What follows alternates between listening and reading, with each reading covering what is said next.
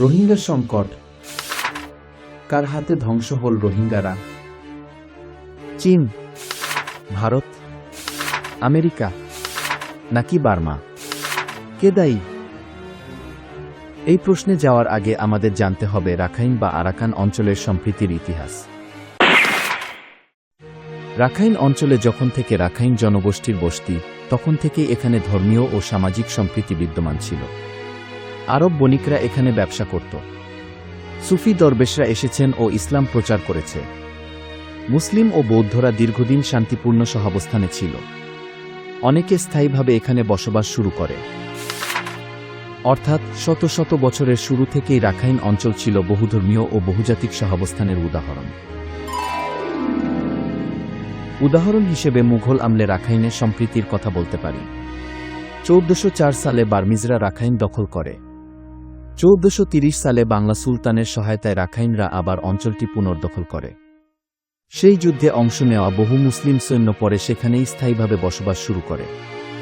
এটি প্রমাণ করে যে মুঘল আমলে রাখাইন অঞ্চলে মুসলিম বৌদ্ধ সম্প্রীতি বজায় ছিল। এছাড়া ব্রিটিশ আমলেও রাখাইনে সম্প্রীতি বিরাজ করেছে। ব্রিটিশরা বার্মা ও রাখাইন দখল করার পর কৃষি উন্নয়নে গুরুত্ব দেয়। ফলে বাংলা অঞ্চল থেকে বিপুল সংখ্যক মুসলিম কৃষককে রাখাইনে আনা হয়। তারাও ধীরে ধীরে সেখানে স্থায়ী হয়। সুতরাং দেখা যায় মুঘল বা ব্রিটিশ কোনো আমলেই ধর্মীয় সম্প্রীতির বড় ধরনের ভাঙন ঘটেনি।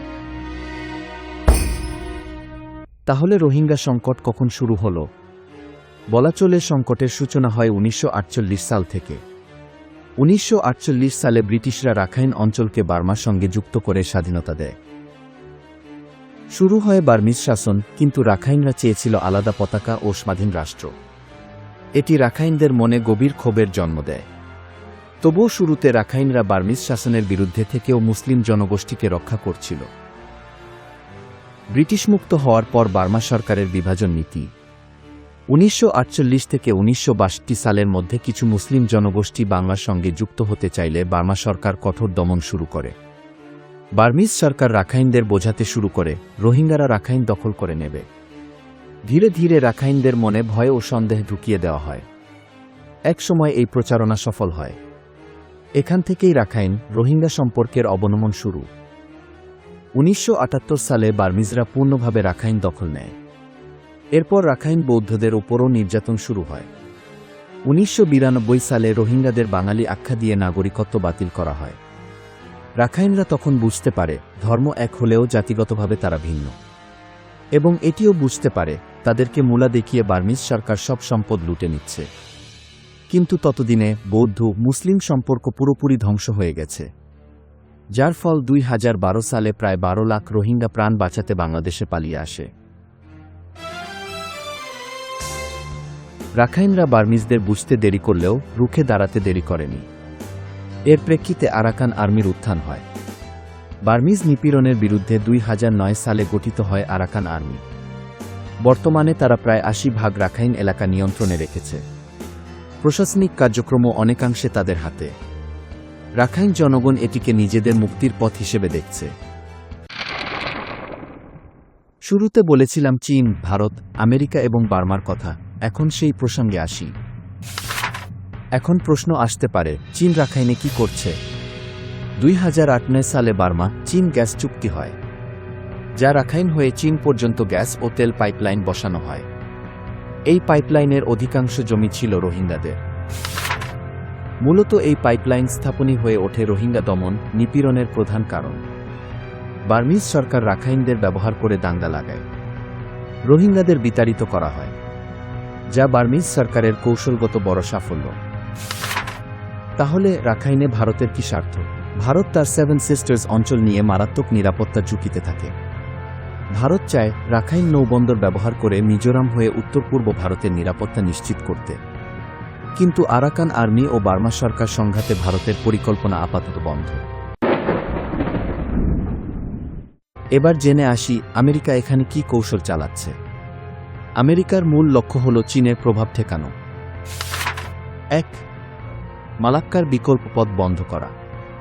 চীন জ্বালানি সরবরাহে মালাক্কা প্রণালী এড়িয়ে রাখাইন ব্যবহার করছে, যা চীনের জন্য সুবিধাজনক পথ, কিন্তু আমেরিকা তা হতে দিতে চায় না। 2. সরকার পরিবর্তনের কৌশল। রাখাইনে দাঙ্গার ফলে বার্মা সরকার অনেকটা চাপে আছে। তাই বার্মা সরকারকে পরিবর্তন করে আমেরিকা তার সমর্থিত সরকার গঠনের চেষ্টা চালিয়ে যাচ্ছে। 3. মানবাধিকার ও রোহিঙ্গা ইস্যু। গ্যাস আর তেল লাইনের জন্য রাখাইনে দাঙ্গা আর গণহত্যা হয়েছে। এই অভিযোগ তুলে আন্তর্জাতিক চাপ দিচ্ছে চীনকে। 4. ভারত মহাসাগরীয় কৌশল। চীন যেন ভারত মহাসাগর বা রাখাইনে কোনো স্থায়ী নৌঘাঁটি না করতে পারে, এটাই আমেরিকার লক্ষ্য। তাহলে বাস্তবতা কি দাঁড়াল? বাস্তবতা হল, চীনের এই গ্যাস লাইন নেওয়ার ফলে রোহিঙ্গাদের ক্ষতিগ্রস্ত হলেও দাঙ্গা লাগার কারণ ছিল না। কিন্তু দাঙ্গা লেগে যায়। এর পেছনে বার্মা সরকারের দায় মনে হলেও আমেরিকা কখনো চায় না চীন রাখাইন দিয়ে গ্যাস বা তেল সরবরাহ করুক, যা আমেরিকার আধিপত্যকে কমিয়ে দেয় আর চীনের ভূরাজনৈতিক আধিপত্য বেড়ে যায়। এদিকে চীন আবার রাখাইন ও বার্মা দুপক্ষকেই সহযোগিতা করছে।